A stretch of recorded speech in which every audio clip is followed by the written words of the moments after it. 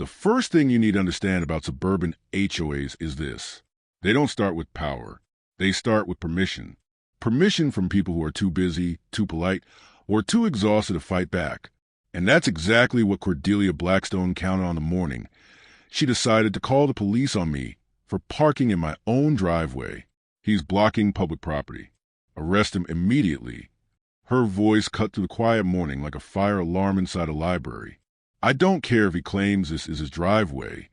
3 sheriff's deputies stood at the edge of my property, hands resting loosely on their belts, clearly confused about how they'd ended up here.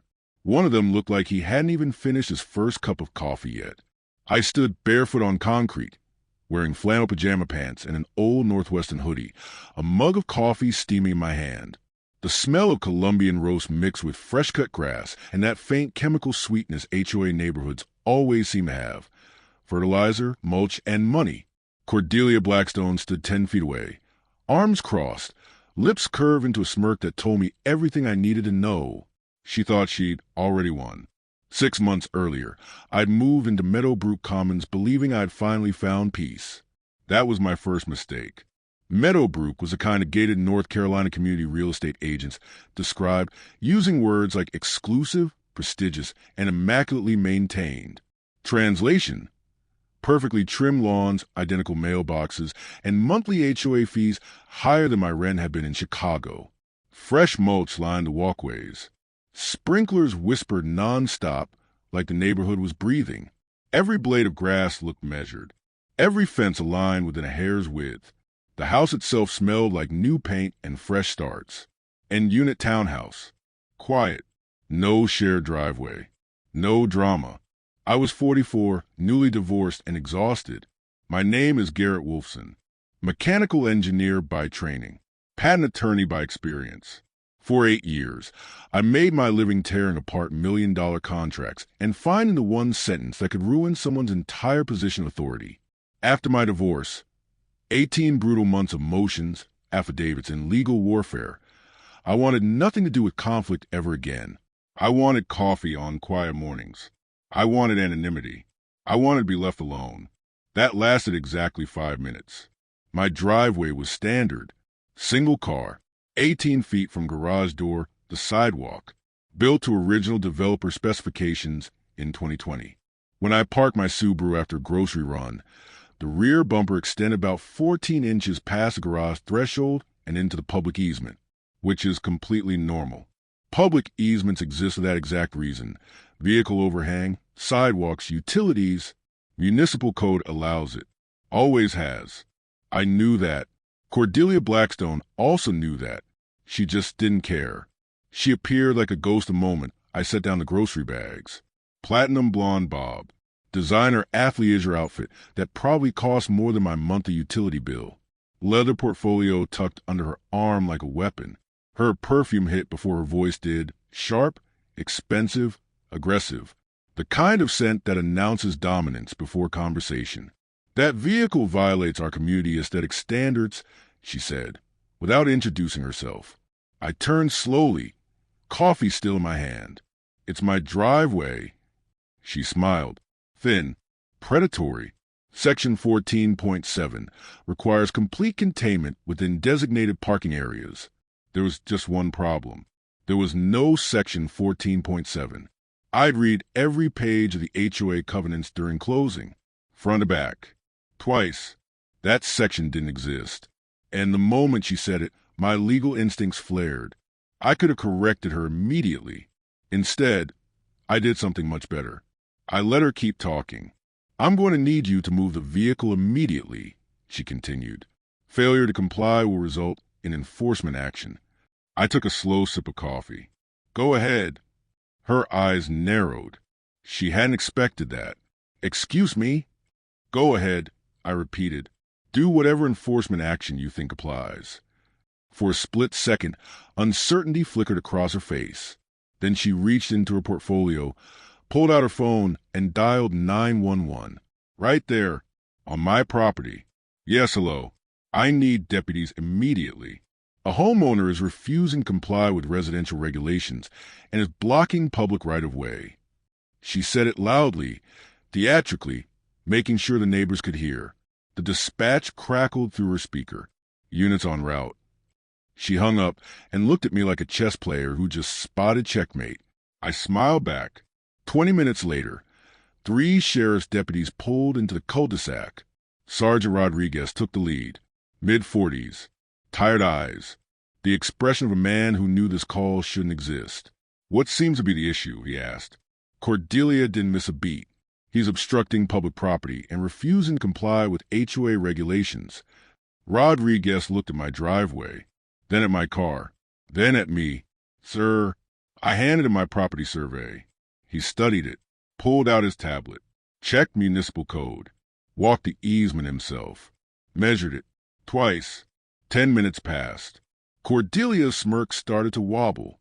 Finally, Rodriguez turned to her. "Ma'am, there's no violation here. Public easements allow for vehicle overhang. This is exactly what they're designed for." Her face flushed. "But our HOA covenants don't override city ordinances," Rodriguez interrupted. "This parking is legal." Silence. Absolute, delicious silence. The deputies left. The neighborhood returned to its artificial calm. Cordelia stayed. As she passed me, she leaned in close enough that I could smell the bitterness beneath her perfume. "This is exactly what I warned the board about," she whispered, "when they started accepting applications from people like you." Her voice dropped. "People who don't belong here." Then she walked away. I stood there long after she disappeared. Coffee cold in my hand. I wasn't angry. I was focused. Because that wasn't just harassment. That was discrimination. And discrimination, spoken, documented, witnessed, turns petty HOA nonsense into something much, much bigger. That night, I opened my laptop. Not out of rage. Out of habit. The same habit that had destroyed corporations, dismantled patent trolls, and won court battles against teams of overpaid attorneys. Cordelia Blackstone thought she'd intimidated a quiet suburban homeowner. What she'd actually done was declare war on someone who reads municipal code for fun. And she'd done it in writing. Cordelia Blackstone didn't wait. That should have been my first warning. People who are wrong usually pause. People who know they're exposed usually panic. Cordelia didn't either. She escalated. The certified mail arrived 3 days later. I remember because the envelope was heavier than it needed to be, stiff with authority and printed confidence. Official HOA letterhead. Return receipt requested. The kind of envelope designed to make normal homeowners feel small before they even open it. 18 pages. 18. I sat at my kitchen table, morning light spilling across the hardwood floors, coffee steaming beside me, and began flipping through the stack. Parking violation. Grass height violation. Mailbox flag angle violation. Trash can visibility violation. Garden hose exposure violation. Each one carefully documented. Each one carrying escalating daily fines. This wasn't enforcement. This was retaliation. What struck me immediately wasn't the volume. It was the sloppiness. Cordelia had rushed. And rushed paperwork is how people like her destroy themselves. Page 3 cited section 14.7 again. Still didn't exist. Page 6 referenced section 9.12b. Also non-existent. She'd either never read the covenants or assumed I hadn't. Either way, she just committed document fraud using official HOA letterhead. In my Chicago days, executives lost careers over less. Then I reached the attachments. And that's when my stomach tightened. High-resolution aerial photographs. Directly above my house. Crystal clear. Taken at an angle that left no doubt. This wasn't Google Maps. This was a drone. I zoomed in.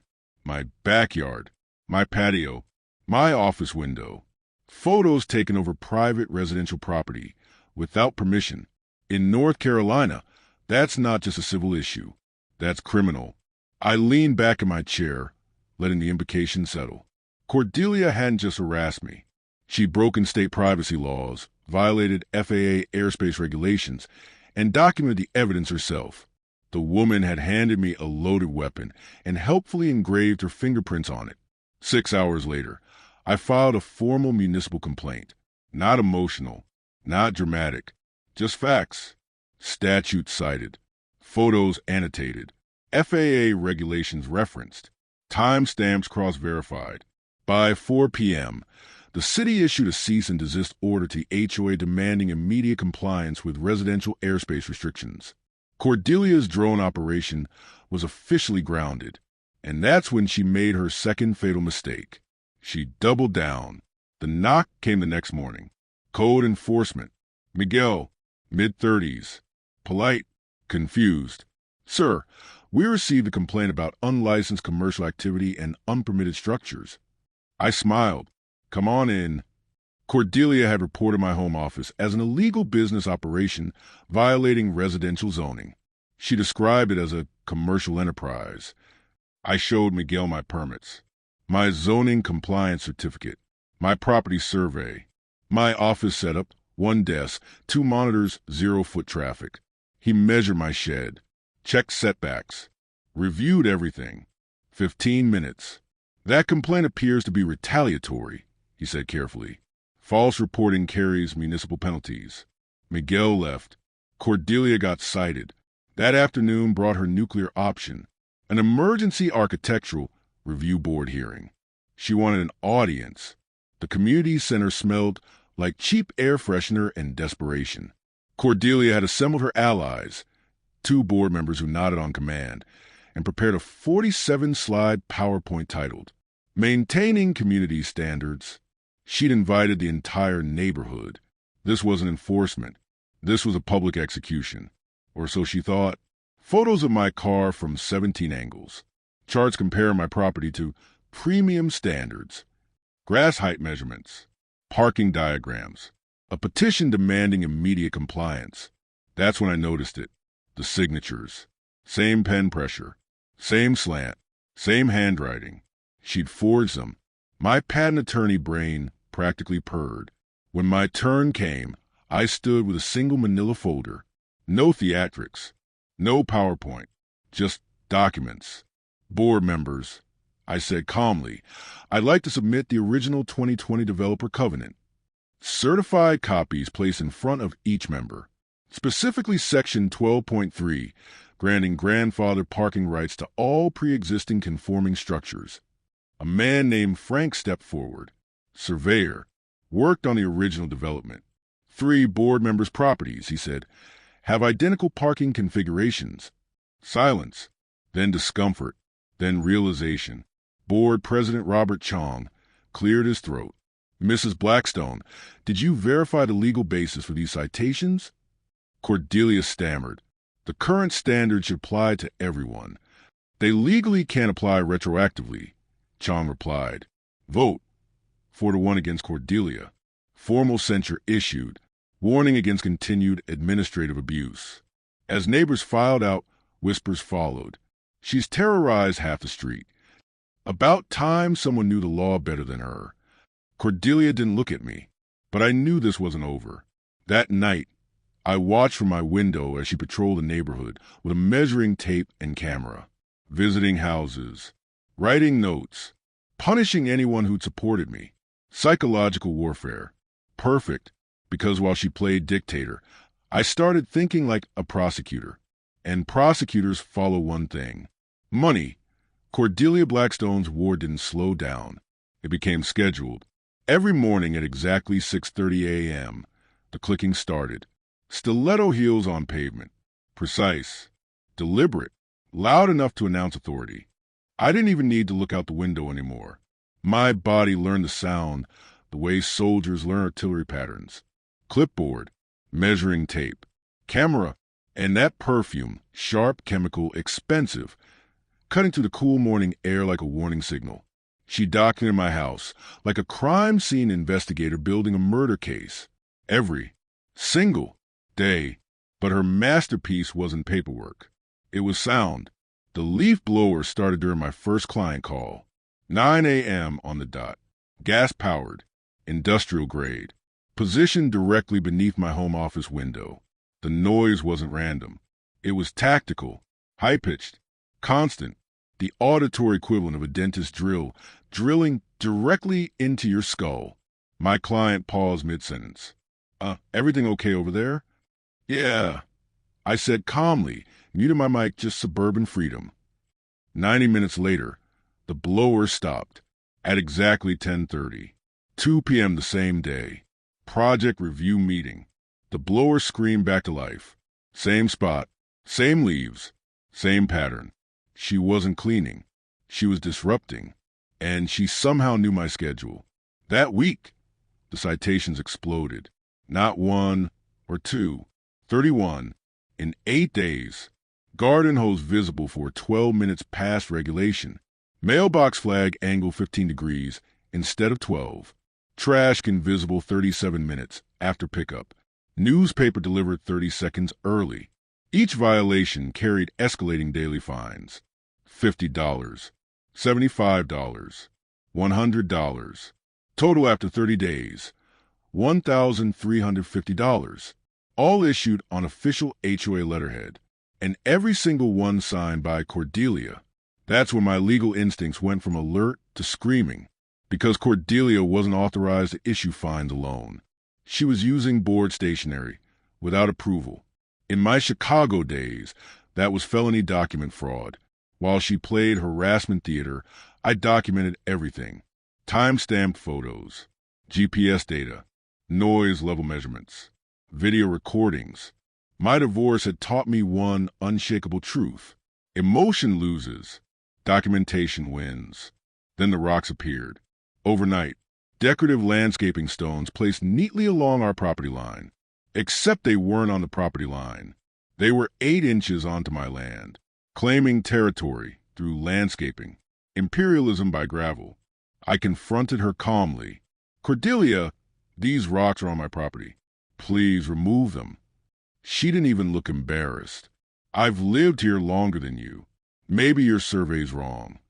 My survey is certified. She smiled. Prove it. $925 later, Frank returned. Laser measurements. Official documentation. Her rocks were 18 inches onto my land. I sent a polite written request for removal. She refused. So I exercised my property rights and moved the rocks back. Her response? She called 911, claimed I had stolen her landscaping materials. Sergeant Rodriguez arrived. Again, he looked tired. Ma'am, he said slowly, this is the 4th call this month. But those are my rocks. You placed them on his property without permission. That's trespassing. The meltdown that followed was memorable, but that wasn't the worst part. The worst part was what happened next. My neighbors started talking, quietly at first, then openly. Romesh showed me security footage of Cordelia placing rocks on my property at 5:47 a.m. Hellminez shared Ring videos of dawn driveway inspections. Dr. Martinez showed photos of Cordelia measuring his fence while he was attending his mother's funeral. A pattern emerged. She wasn't enforcing rules. She was terrorizing people. Then she made the mistake that shattered her narrative. A post on the neighborhood forum. Concerned about aggressive newcomer threatening community values. Anyone else experiencing intimidation from recent residents unfamiliar with our standards? She expected sympathy. She got testimony. You mean the engineer who actually reads a covenant? Romesh, the same woman who fined my kids for sidewalk chalk. Jennifer Thompson. She called code enforcement during my family emergency. Dr. Martinez. 12 neighbors shared their stories. Publicly, her harassment post became a confession wall. That evening, a knock came at my door. Estelle Morrison, 73. Widow, sweet voice, sharp eyes. Her grandson worked at the county courthouse. Garrett, she whispered, there's something wrong with Cordelia's finances. My stomach dropped. Billy processed several liens against the property this year, and federal inquiries. Federal, that word changed everything. Suddenly, the escalation made sense. The harassment, the panic, the speed. She wasn't protecting aesthetics. She was protecting something valuable, something hidden, something worth terrorizing 50 families to keep secret. That night, I opened my laptop again, not as a homeowner, not as a victim, but as an investigator. Public records, financial filings, corporate registrations. For hours later, My blood ran cold. Our HOA wasn't mismanaged. It was being looted, systematically, deliberately, and Cordelia Blackstone was at the center of it. Yes. Continuing exactly where we left off. Below is Part 4, fully rewritten cinematic human American narration, shifting from HOA drama into full financial crime investigation and building toward the federal takedown. This part tightens a noose and ends just before the arrest. Part 4, follow the money. When Estelle said the words federal inquiries, the neighborhood drama finally snapped into focus. People don't escalate harassment like Cordelia did unless they're hiding something big. I stopped thinking like a homeowner. I started thinking like a prosecutor. And prosecutors follow one thing: money. The county clerk charged me $15 for 3 years of HOA financial records. It was the cheapest education I've ever bought. Budgets, meeting minutes, vendor payments, emergency expenditures. At first glance, everything looked normal. Numbers rounded cleanly, explanations vague but polished. Then I started lining things up. Dates, amounts, patterns. An illusion collapsed. 2023 landscaping budget, $52,000. Documented expenses, $31,000. Unaccounted funds, $21,000. No receipts, no invoices, no board approvals. Every major contract signed by one person. Cordelia Blackstone. Same contractor. Every time. Blackstone Services, LLC. That name hit like a punch to the chest. I pulled corporate records. Registered in Phoenix, Arizona. No North Carolina business license. No insurance filings. No landscaping credentials. Registered agent Devin Blackstone. Her brother. I leaned back in my chair, staring at the screen.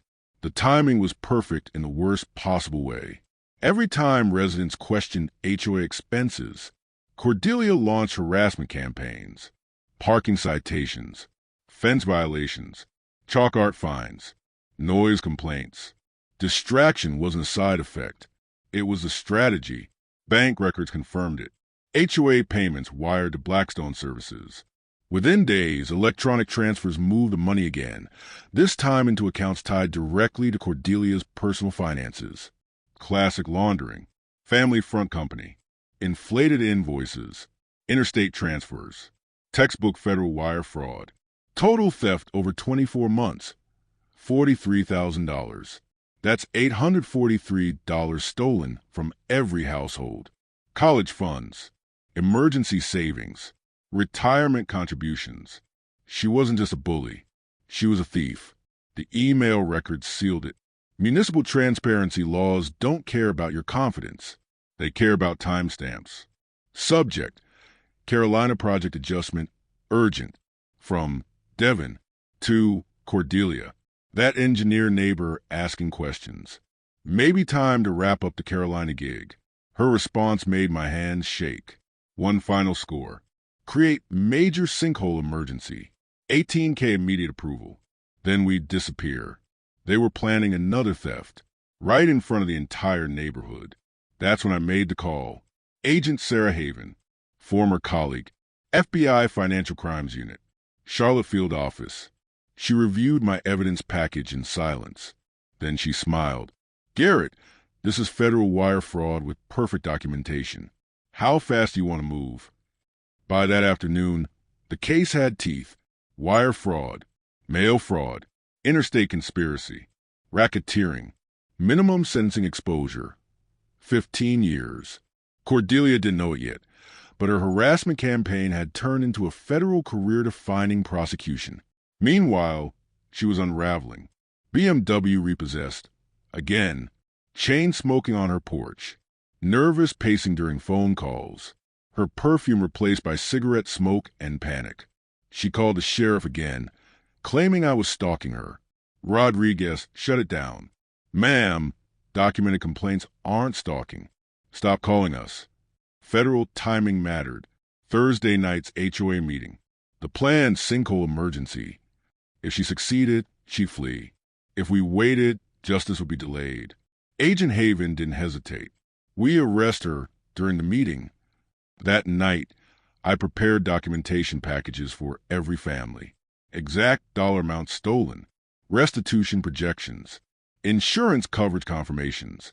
HOA Fidelity Insurance would cover up to $150,000. Asset seizure would likely recover the rest. 98% restitution. Full recovery. Cordelia thought intimidation would keep neighbors silent. Instead, she created the cleanest fraud case I'd ever seen. And she was about to present her final crime live in front of federal agents. Here we go. Part 5, the finale.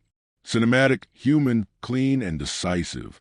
This is the arrest, exposure, sentencing, and aftermath. No fluff, no repetition, no mercy. Part 5, game over. Thursday night arrived with the kind of calm that only exists before something irreversible happens. Meadowbrook Commons looked perfect under the streetlights. Trimmed hedges, silent sprinklers, white fences glowing faintly in the dark. The kind of neighborhood people assume is safe because nothing bad is supposed to happen there. That illusion was about to die. Federal agents arrived quietly. Unmarked vehicles. No lights. No sirens. They blended, and so, well, most residents assumed they were contractors or late arrivals for the HOA meeting. 2 agents positioned near the exits. One inside pretending to check HVAC vents. Another leaning casually against a pillar, phone in hand, eyes tracking everything. Agent Sarah Haven checked in through my earpiece.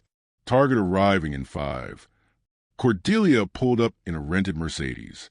New jewelry. Fresh blowout. Designer heels clicking with confidence. She stepped out like a woman who believed she was untouchable. She had no idea this was the last free walk she'd ever take in Meadowbrook Commons. The community center was packed. 67 residents. Standing room only. Local news cameras lined the back wall. Invited by Cordelia herself. Thinking tonight would be her victory lap. Board President Robert Chong called the meeting to order, voice tight. We're here to address an urgent infrastructure emergency. Cordelia stood, leather portfolio in hand. Showtime. She launched into it smoothly. PowerPoint slides, diagrams, alarmist language, catastrophic sinkhole risk, immediate threat to property values, emergency authorization required, $18,000, Blackstone services, no delay, no questions, or so she thought. Patricia Rodriguez raised her hand. Mrs. Blackstone, can you explain why the geological photos appear to show Arizona's soil composition? The room shifted. Cordelia hesitated. These are certified professional assessments. Patricia leaned forward. The metadata says they were downloaded yesterday from the Arizona Department of Transportation website. Silence. Pure surgical silence. That's when the doors opened. Cordelia Blackstone. Agent Haven stepped forward, badge visible. You are under arrest for federal wire fraud, conspiracy, embezzlement, racketeering, and obstruction of justice. The room exploded. Gasps, shouts, cameras rolling. Handcuffs clicked around wrists that had signed fraudulent checks for 2 years. Cordelia's face drained of color. This is a setup, she screamed. He orchestrated this. Agent Haven didn't flinch. Ma'am, we have 18 months of documentation, interstate wire transfers, email coordination with your brother, and you were attempting another fraudulent theft tonight. Federal agents escorted her toward the exit as neighbors stood in stunned silence. As she passed me, she snapped.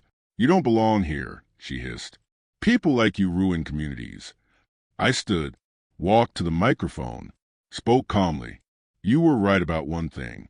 People like you, who steal from families and terrorize neighbors, don't belong anywhere near positions of authority. That's why you're going to federal prison. Applause erupted. Not polite, not restrained. Real,